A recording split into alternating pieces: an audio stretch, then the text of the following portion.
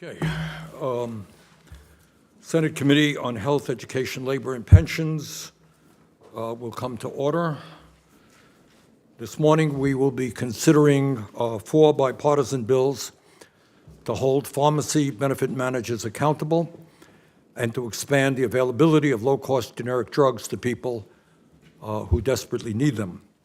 I strongly support these bills, and I believe that they should be signed into law as soon as possible.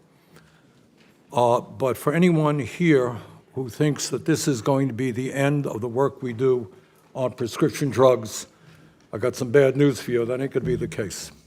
This is not the end. This is the beginning.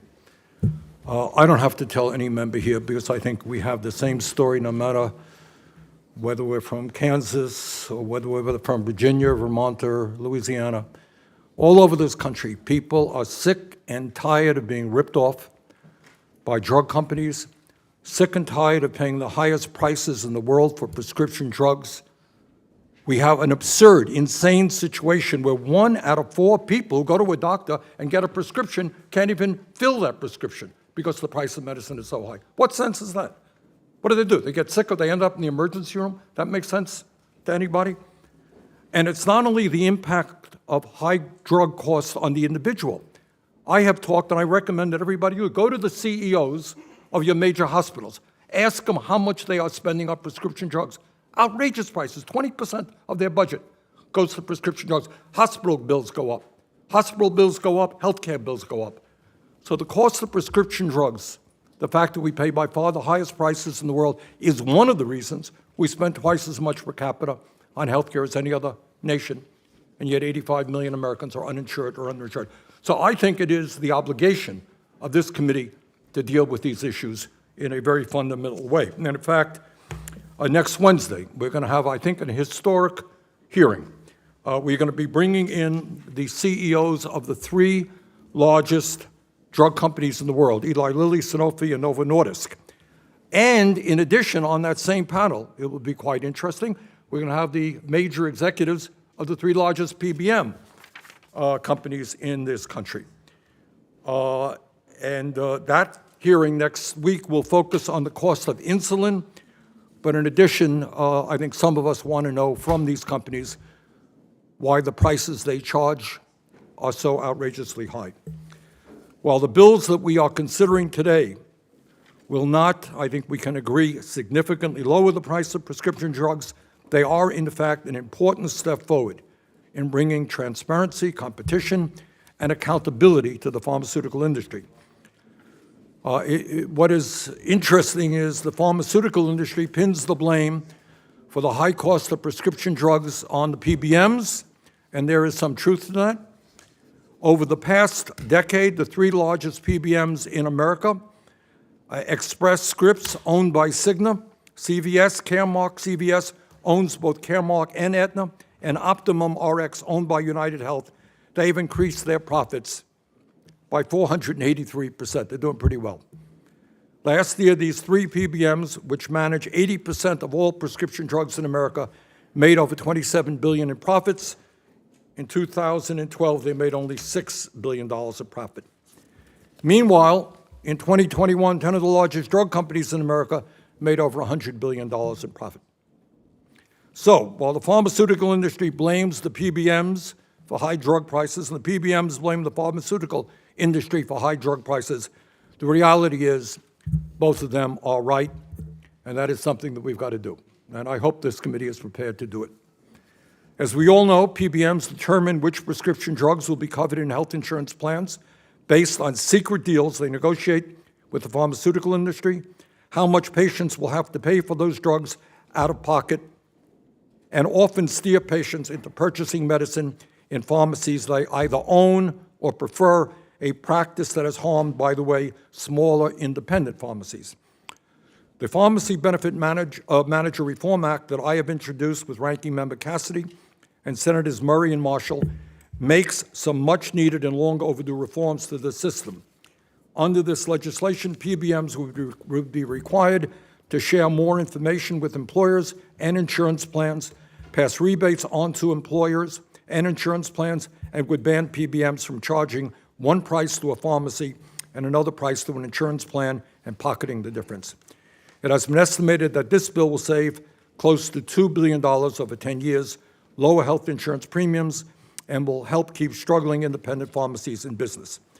This morning, we will also be considering the Ensuring Timely Access to Generics Act introduced by Senators Shaheen and Collins. This bill cracks down on the abuse of citizen petitions filed before FDA by brand-name companies that delay the introduction of affordable generic medicines. CBO estimates that this bill will likely save up to $650 million over the next 10 years. We will be considering the Expanding Access to Low-Cost Generics Act introduced by Senators Smith and Braun.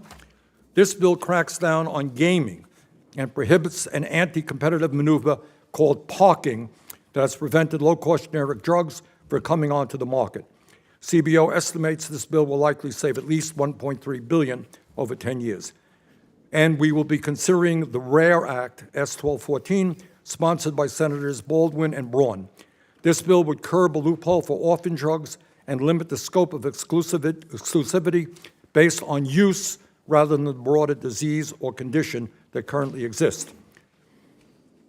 That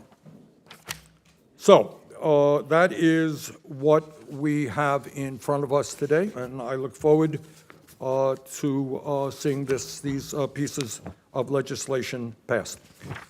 Senator Cassidy. Thank you, Chair Sanders. Today we have the first legislative markup of this Congress to consider critically important legislation.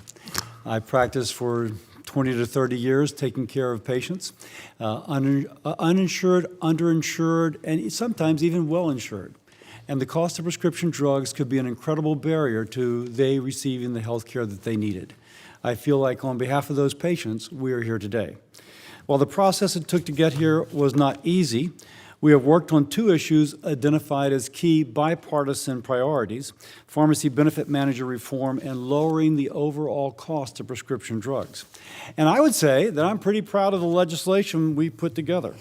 We improved upon bills that previously passed this committee to ensure that employers are best equipped to shop around for the highest quality, lowest cost health care benefits for their employees. We also bring much-needed transparency to an opaque structure in which middlemen have some sort of margin, we know not which, at the expense of customers and patients who use the service. We also push forward reforms to bring new, lower-cost generic drugs to market faster. And the solutions we have today are almost perfect examples of how we can lower drug costs without overhauling the entire healthcare system or threatening the incentives and ability to produce life-saving drugs in the future. All of this, I am concerned about the process. The chair seems to incline to abandon a carefully balanced, bipartisan piece of legislation we negotiated over the last several weeks. Did I get every policy I wanted? No. Did my side give on some things? Yes. But there are parts of this bill that I would want to be different? Yes. But that is what you do when you have bipartisan negotiation. In announcing a bipartisan deal last week with the chair, I did so with the expectation that we would protect the hard work and compromise that we had put in over the last several weeks. To me, that meant honoring commitments in areas where we agreed to disagree. I'm informed that the chair intends to support the inclusion of several policies as amendments today that he and his staff had agreed to take off the table as part of a negotiated bipartisan deal essential to getting 60 votes on the floor. The overall package was negotiated in good faith on our side, with concessions made with the understanding and commitment from the chair and his staff that these policies would not be included. Now, any senator is entitled to file amendments to ask for her or his amendment to be considered. I applaud that. I don't begrudge any senator for asking for votes on an amendment.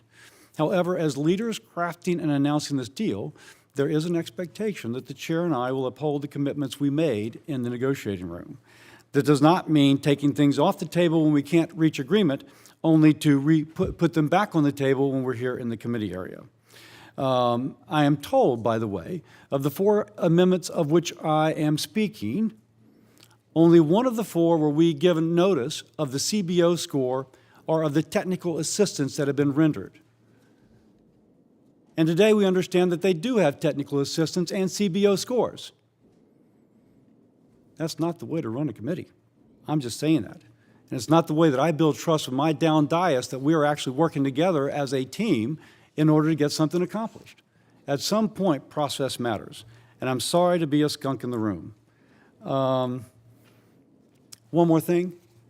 When I get that TA and I get that CBO, I can work my down dais to make sure that they're on board, my co-sponsor, Roger Marshall, and everybody else, and then I got to go to my conference. That should happen before we show up today, not for us to find out about it today, and so now I have to go and do that. Hopefully for these particular amendments, the chair will join me in moving to table or oppose to protect the deal we carefully crafted to not only report the legislation favorably out of committee, but to pass the full Senate in strong bipartisan fashion. With that, I yield. Thank you.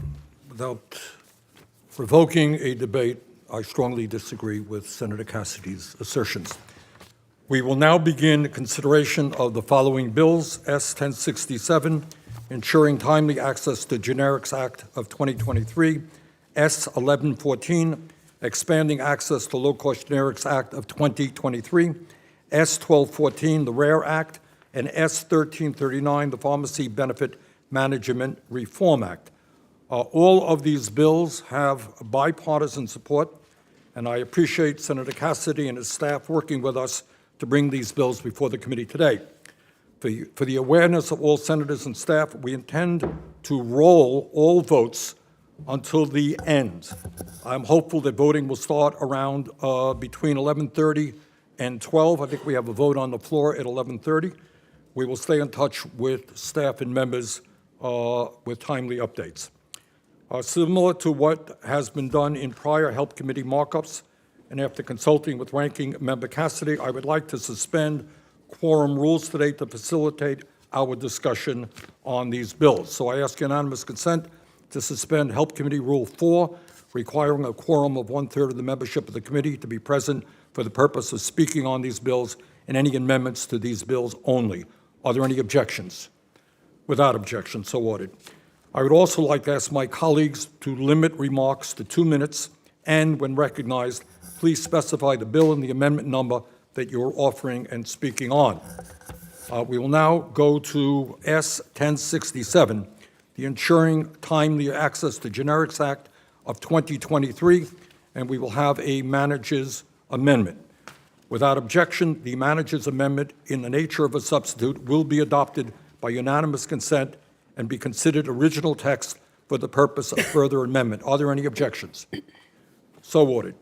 Are there any members who wish to speak or offer an amendment to S. 1067? Mr. Chairman. Senator Collins. Thank you, Mr. Chairman. First, just one comment on process. I think it would have been very helpful to the committee had we had the hearing, which is scheduled with the pharmaceutical CEOs and the PBMs prior to this markup. I would have really appreciated had the chairman just flipped the dates of those two. Having said that, I do want to thank both the chairman and the ranking member for the work that you're doing on some extraordinarily important issues. And I appreciate your including on the agenda the Ensuring Timely Access to Generics Act. This is a bill that I have introduced with Senator Shaheen. Our bill would increase competition from generic drugs through better oversight of the FDA's so-called citizen petition process. Although intended to serve the public by bringing safety concerns to the attention of the FDA, brand name manufacturers, however, were behind roughly 92% of all of the citizen petitions that were filed between 2011 and 2015. Overwhelmingly, these petitions were considered shams as they did not raise legitimate safety concerns. And that's why the FDA throws out 9 out of 10 of these petitions. Despite the low success rate, petitions are still able to cause delay in the entry of generics, and they also divert FDA resources. Both the Trump and Biden administrations have identified the submission of sham citizen petitions as a threat to timely approval of generics and competition in the market. Former FDA Commissioner Scott Gottlieb said that manipulation of the process can add to regulatory burdens on generic drug review process and the FDA's regulatory decision-making, and generally slows down the approval of the process. Our bill would strengthen the FDA's ability to reject so-called petitions, citizen petitions, if the agency believes that the primary purpose of the petition is to delay approval of the generic competitor. If enacted, this bipartisan bill will improve competition and save patients money. Those are goals that we all share. I urge a yes vote on the bill. Further discussion? Senator Collins makes some very important points on a very important issue. What I would say, however, is I think the senator knows the FDA has raised some concerns about how this legislation could make it harder for them to quickly review applications of low-cost biosimilars. Please. Mr. Chairman, forgive me for interrupting. I think that is on an amendment that I was about to propose, and you are correct that we have not yet received, this is very frustrating, technical assistance on Collins Amendment number 1, which is an amendment to encourage greater biosimilar competition in order to lower list price and out-of-pocket costs for patients. Biosimilars are highly similar versions of biologics like insulins. So think of them as generics for biologics. And they are a promising category of lower cost medications, and the average price of a biosimilar is 50% less than the reference brand biologic price.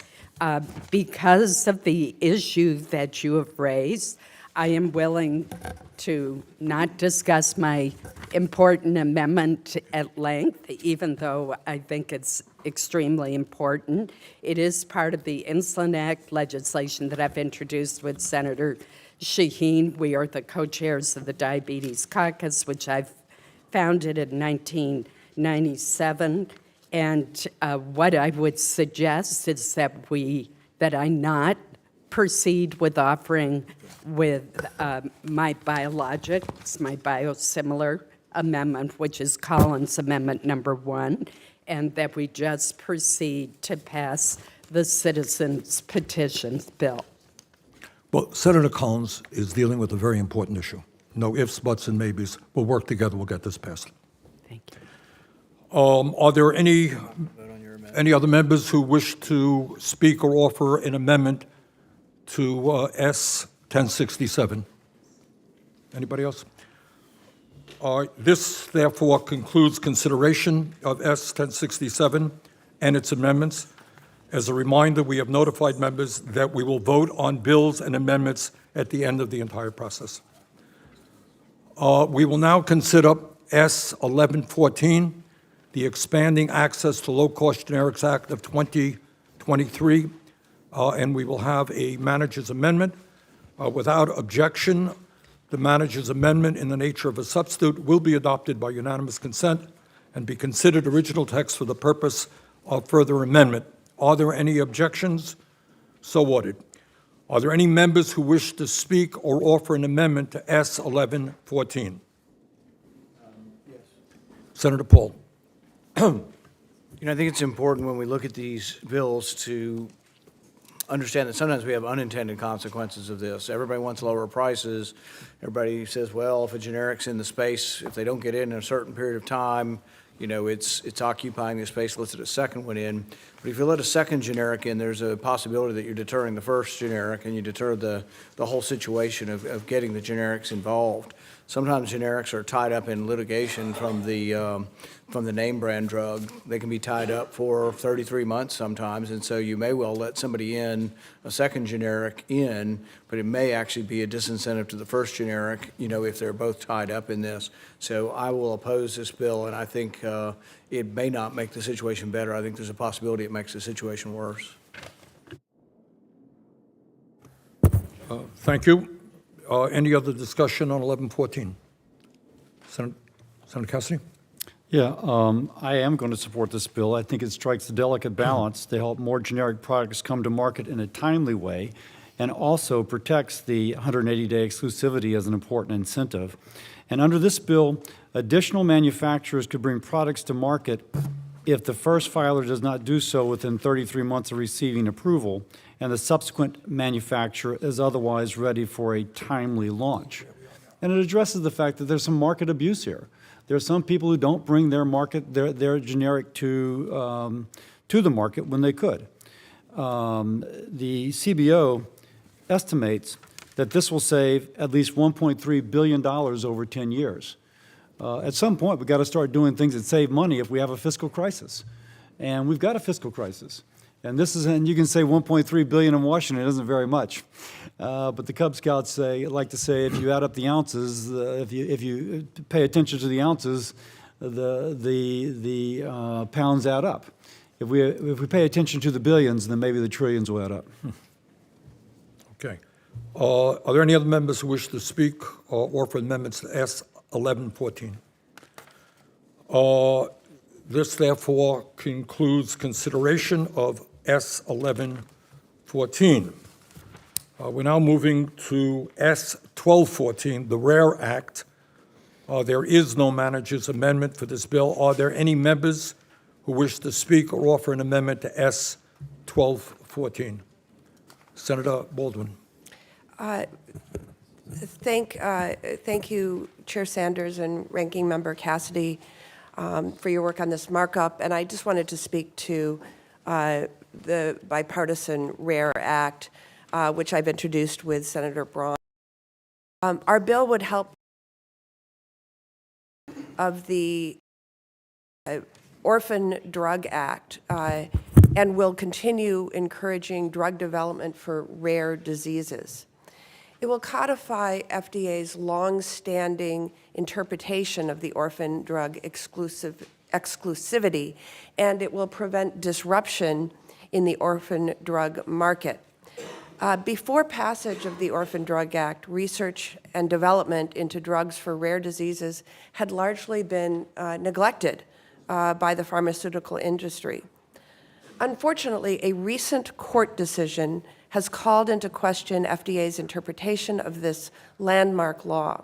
Without a fix to affirm FDA's longstanding interpretation of the orphan drug exclusivity, we can expect significant delays for orphan drug development for children, for the elderly, and patients with comorbidities who tend to be studied later in the drug development process.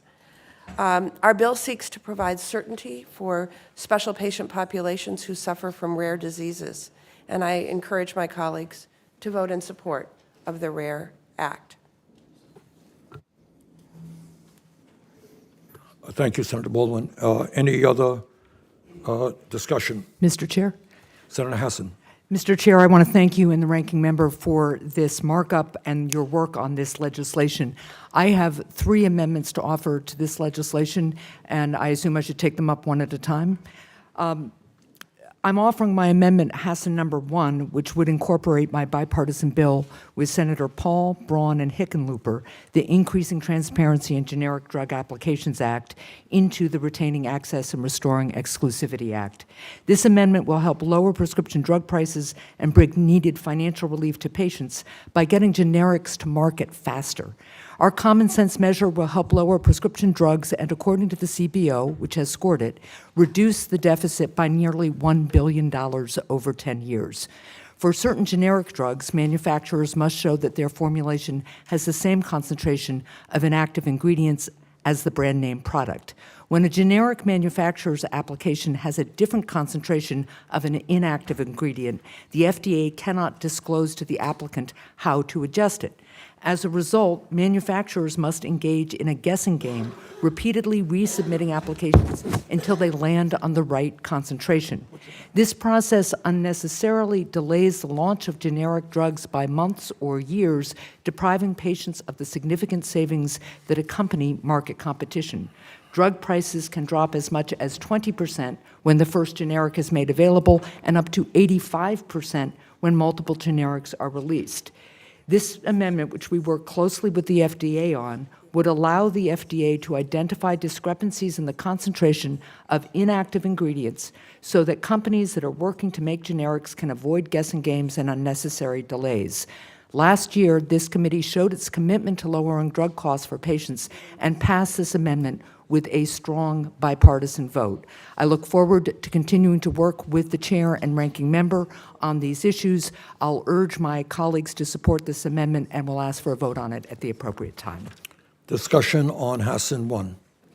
Senator Paul. I'm a co-sponsor of this amendment, support this amendment. I think it's a great idea and will lower drug prices. Really, nobody should have to play a guessing game with their regulator just to bring safe and effective products to market. There's no other regulated industry that works that way.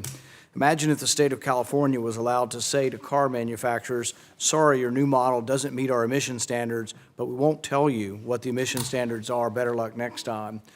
This is just about providing information. This is the way it always was done up until 2015. This was changed not by Congress. This was changed by the FDA. We're supposed to be in charge.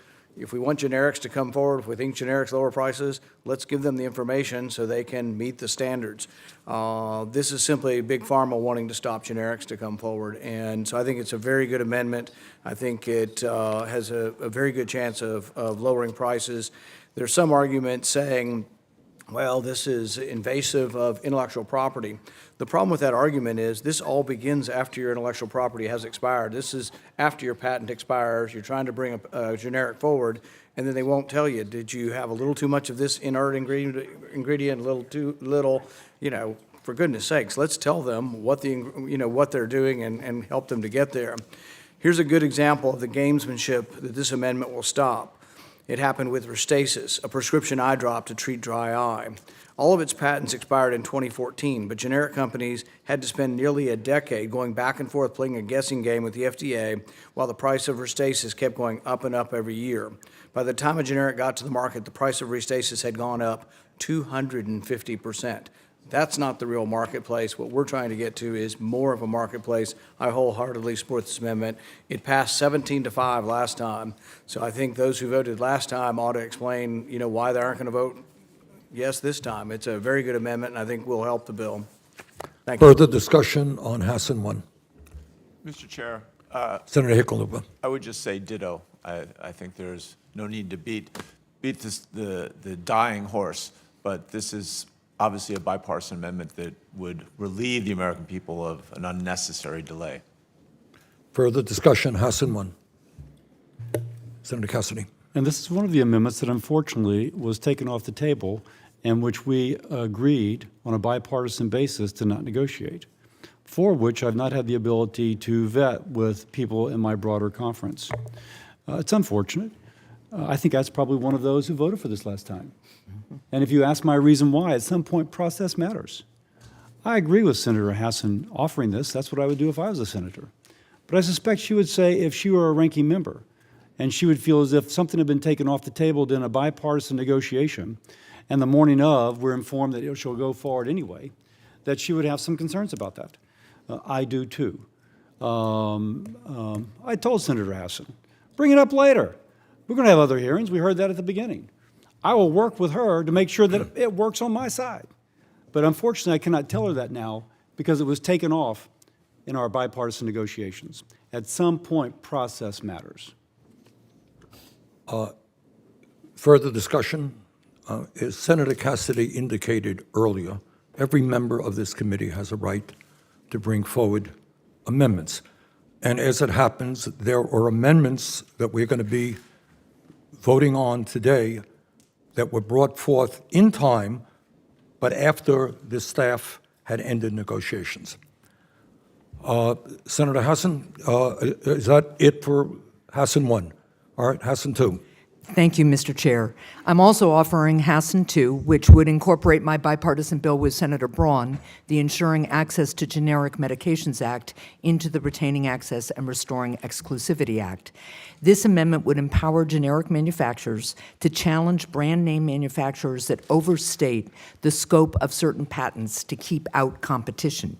Manufacturers can patent new uses of existing drugs with so-called method of use patents. For instance, Rogaine was developed to treat high blood pressure, but was later repurposed and patented to treat hair loss.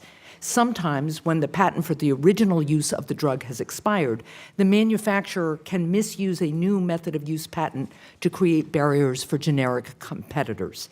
In these cases, the FDA relies on the manufacturer's summary of its method of use patent and its protected uses, and manufacturers exploit this deference by overstating the reach of these patents in order to block new generic drugs. This amendment will give generic companies the rights to challenge these unfair practices, encouraging fair competition and fair drug prices for patients. I urge my colleagues to support this amendment, and I will ask for a vote at the appropriate time. Discussion on Hassan 2. Any discussion? This is another amendment of which I discussed, and on this one, the CBO score, neither the CBO score nor the technical assistance was shared with my staff or our down dais. Now, this has bipartisan support. I understand that. But my job is to be able to tell my members in good faith that we send the CBO score and the technical assistance and to my broader committee. I cannot say that, and for that reason, I must oppose this. Sorry, Senator Hassan. And just to be clear here, we did work with the FDA, which supports this amendment, and the CBO has indicated that it is either cost neutral or might have modest savings. Further discussion on Hassan 2. I don't see any. Hassan 3.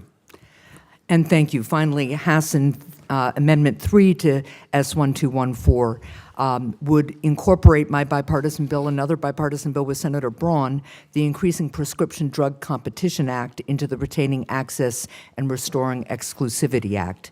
This amendment will improve drug competition by stopping brand name manufacturers from using patents on safety protocols to block generic drugs from coming to market. The FDA requires certain drugs to have in place risk evaluation and mitigation strategies known as REMS. These safety protocols are essential to protecting patient health. But drug companies are currently incentivized to exploit the system by patenting these REMS to gain additional months and years of exclusivity and, in turn, sky-high profits. There have been several high-profile cases of brand-name drug makers using REMS patent protections to block generic competitors, including a case in which the company Jazz Pharmaceuticals blocked a competitor from bringing a narcolepsy treatment to market, allowing Jazz to maintain a near monopoly on narcolepsy drugs. Our proposal would stop pharmaceutical companies from exploiting the patent and approval system by ensuring that a drug company cannot use a REMS patent to prevent or delay FDA approval or commercial sale of a competitive product. The legislation will also create a private cause of action for generic companies in cases where brand name companies do not appropriately identify a REMS patent when reporting to the FDA. I urge my colleagues to support this amendment, and I'll ask for a vote at the appropriate time. Discussion on Hassan 3. Senator Braun. This would be a discussion about all three proposals, and this would be directed at the ranking member. Do you, Senator Cassidy, outside of the process and the technicality of it, support the essence of these amendments? In fact, I think I've voted for these in the past, may have been a co-sponsor. But I will point on the one that was just referred, we still have not seen a score or technical assistance. And so it's one thing to be down dais, but it's another thing to be a ranking member, to have to represent a score and a technical assistance process to all of you. That's my responsibility, and I've been unable to fulfill that responsibility. And by the way, I'm going to be interested in that as well. You know that. But if all of that falls in place down the road, you technically support all three of these amendments, two of which you've supported before. On a personal level, absolutely. Thank you.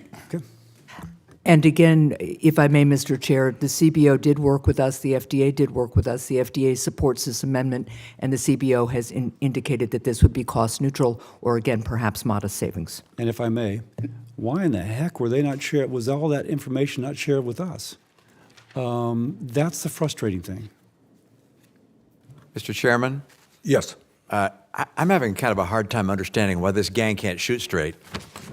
I mean, what kind of leadership do we have, Mr. Chairman?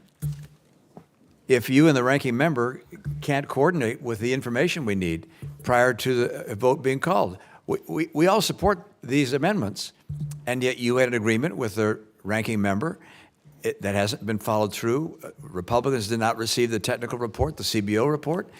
That's part one. Part two is we're having a hearing with PBMs after we mark up the bill on PBMs. That doesn't make any sense. And then we have another hearing this Thursday at 1 o'clock, which is, I've never heard of a hearing at 1 o'clock. I'm sure it's happened before, but it's kind of unusual, showing respect to other members. Some have to go long distances this weekend and are going to be gone. I can't quite figure out what's going on here. But coming back to the point at hand, I'm not quite sure what I'm supposed to do when there are three amendments I agree with, and yet the ranking member, the leader of my party on this committee, has said that this violates an agreement. What's happening? What's happening is that members have a right to offer an amendment which is widely supported by members on both sides of the aisle. What's happened is there was a lot of discussion, and there was an agreement that there would, certain amendments, Hassett amendments, Baldwin amendment, would not be part of the package, leaving them the right to go forward. What also happened is there was no discussion on two important amendments that will be discussed here after the discussion ended. That's what happened. And if you don't, I have disagreements with Senator Cassidy on his characterization of what happened, period. Mr. Chairman. Senator Collins. Mr. Chairman, I support all three of the senator from New Hampshire's amendments. I am, however, puzzled why the chairman spoke against my amendment to the Shaheen Collins bill, the first bill on the agenda, on the basis that we had not yet received the official guidance from the FDA and CBO. It seems to me that Senator Hassan's amendments are in exactly the same situation. So I'm wondering why the chairman said we can't proceed with Collins Amendment number 1 because we don't have the official response from FDA and CBO, but gee, we can proceed with the three Democratic senator amendments, which, as far as I can tell, are in exactly the same situation. I think all four are valuable, good amendments, but I'm trying to understand why my amendment was treated differently. And I tried to accommodate the chairman by withdrawing my amendment to my own bill, but it was in exactly the same posture. Well, what I would say to Senator Collins, her bill and her amendment are very important, and I think they should and will be passed. The only difference, Senator, is that we did receive information from the FDA that they had concerns that I think can be worked out. That's the difference. We did hear from them. Further discussion. Mr. Chair, Yes. Can I just ask a question? I'm kind of reluctant to blunder into this because lawyers are told not to ask questions they don't know an answer to. But I'm going to ask what I don't know the answer to. It would seem to me the goal would be to get this bill out of committee with as much momentum as possible so that it has the greatest likelihood on the floor. It's a little unusual to be in a posture where we have some people today who are voting against amendments that they actually kind of want to vote for. And we also might be in a position where people might vote for some amendments that, based on either the hearing Thursday or next week, they might realize, well, maybe I should have voted against it. And I'm worrying that the ordering of the hearings could compromise the ability to maximize a vote total coming out of this committee to get the momentum to put it on the floor. We're in the middle of a good discussion here, and I don't think we should terminate the discussion. I think we should present amendments again in the discussion. I'm really looking forward to the hearing. As you know, I really am excited about the hearing next week. We're using insulin as an example. We have both PBMs and pharma manufacturers, and we can ask them questions. And some of the amendments that are going to be offered, I think, are very much kind of to be informed by that discussion. So I guess the question I'm asking is, could we stay at this discussion, get all these issues out on the table, let people propose amendments, but actually not do the vote on the amendments in the bill until after we have the two substantive hearings? That will also open up the time so that, to the extent that the FDA or CBO have suggested things that not everybody has, we can get all that information in their hands. But again, I'm just thinking about people who have said, I voted for this last time, I'm likely to vote for it again, but I'd like to get the information to make sure that I should vote that way. So could we have the discussion, talk about the amendments, do the hearings, and then do the vote? Let me say this about timing. Senator Romney raised the issue. On the 10th, we're going to have, I think, an historic hearing. And if you think it is easy for us to bring the 3 CEOs of the leading pharmaceutical companies in the world together at one time, along with the 3 top executives of the PBM at the same time, if you think we can say, oh, let's do it this day or that day, it ain't so easy, all right? So we had to accommodate the schedules of all 6 of these people, and that's why we had that important hearing. Further discussion. Mr. Chairman. Senator Braun. I think Senator Kane's point makes perfect sense. We shouldn't be forced into a vote today when you see so much confusion about what you're voting for or against, and I don't think it makes any difference when we actually take the vote, and I'd love to have that hearing and have full discussion, delay the vote. So I'd be in favor of what the senators proposed. Senator Paul. I tend to agree with a lot of those who think that we should hear information before we vote. There's some fundamental questions for which there are facts on both sides, and these are very difficult and technical issues. Why are prescription drug prices different than electronics or other consumer items? Why do they go up and other prices go down? There's a fundamental question there you have to analyze, and we might not come to the same agreement. But there's another fundamental question. Do PBMs raise or lower prices? And I think some people want to get rid of PBMs, don't realize you might get rid of PBMs, the prices might go up. But I'd like to hear from people who do the PBMs. You're going to ban spread pricing. Well, I've been told that spread pricing, if you're an employer buying your insurance for your employees, it's actually cheaper to buy the spread pricing. So a lot of employers, smaller employers, actually do buy the spread pricing. You're going to ban something that is the cheaper alternative that actually might be lowering prices. It's not as simple. This is not a really simple subject, but I'd sure like to hear from all of these people in the normal way where you'd hear from them and then we'd vote after we hear the information. All right, my inclination is to delay the first 3 votes on the first 3 bills, but vote on the PBM bill. Are there any other discussions of Hassan 3?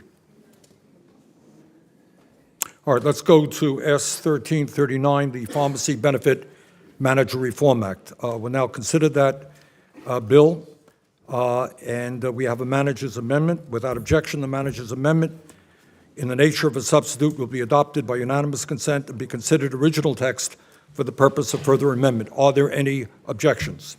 So ordered. Are there any members who wish to speak or offer an amendment to S 1339?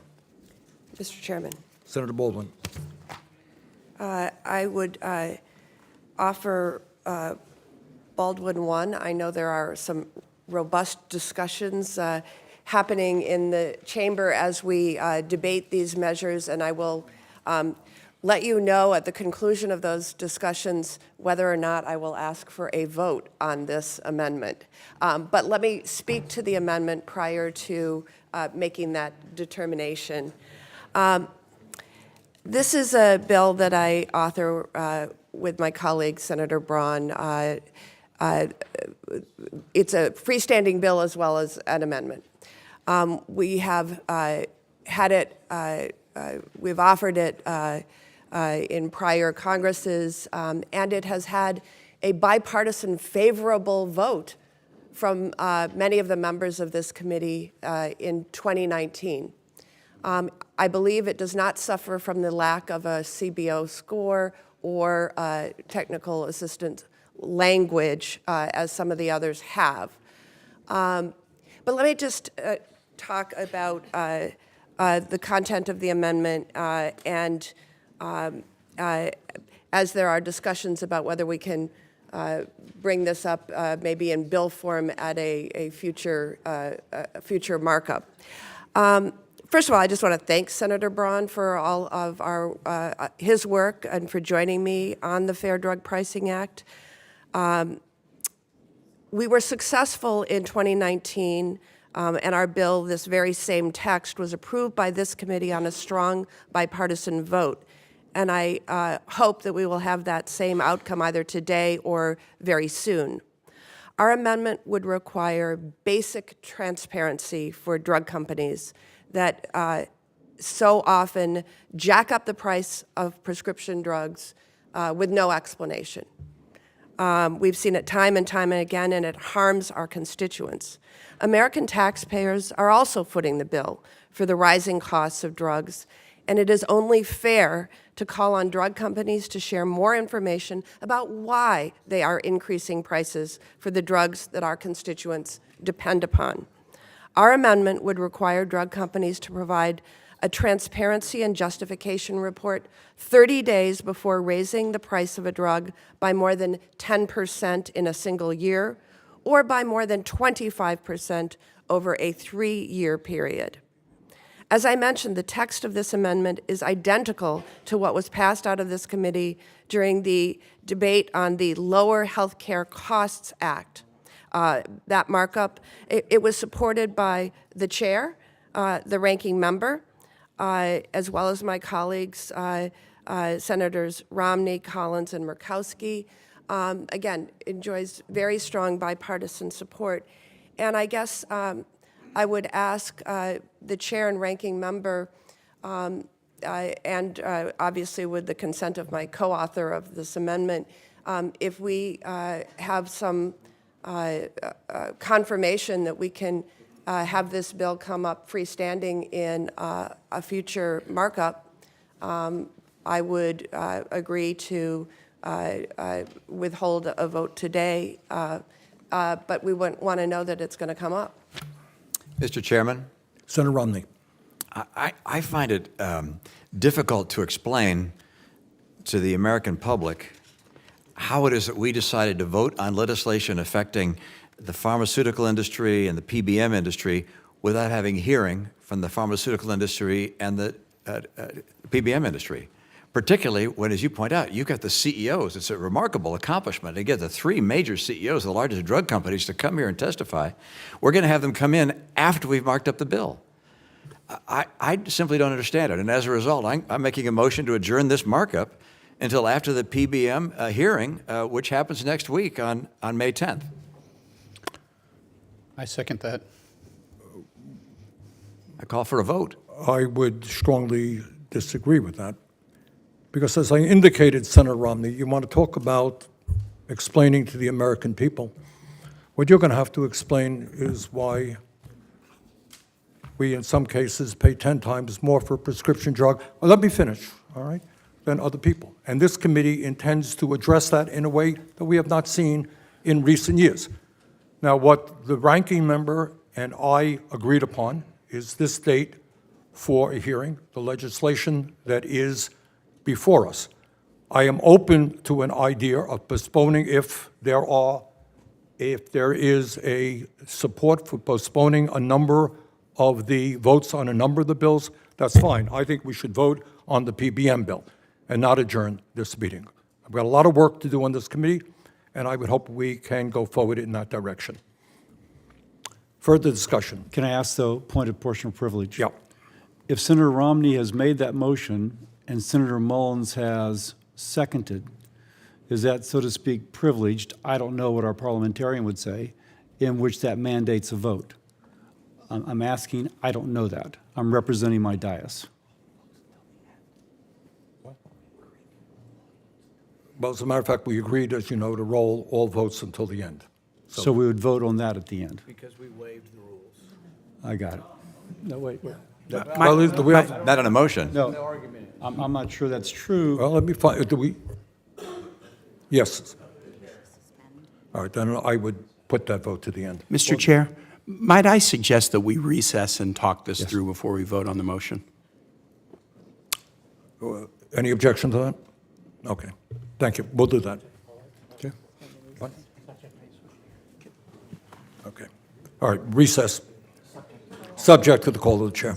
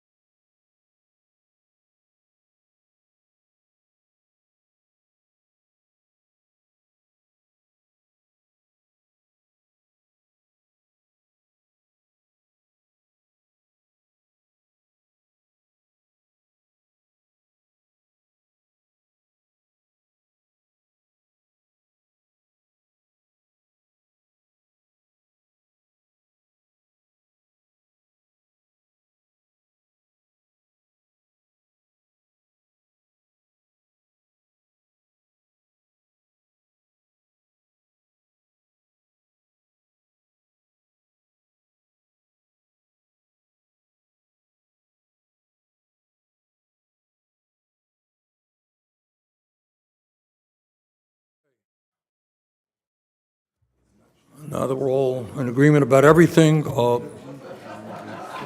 all having a great morning. Senator Cassidy and I have chatted, Senator Schumer has chatted, I think the Republicans have chatted, Democrats have chatted, and I think we have reached a resolution. And I would ask unanimous consent that the markup recesses until 10 a.m. May 11th, and that the deadline for filing amendments, including new or modified amendments, be at no later than 8 p.m. May 10th. Fair enough? Are we all happy? Senator Romney, you happy? All right, good. All right, look, bottom line here is, look, guys, I know we've had disagreements today, but I think Senator Cassidy and I, Senator Collins, all of us want to accomplish important goals. So let's go forward together. All right, thank you all very much. We're adjourned. Thank you.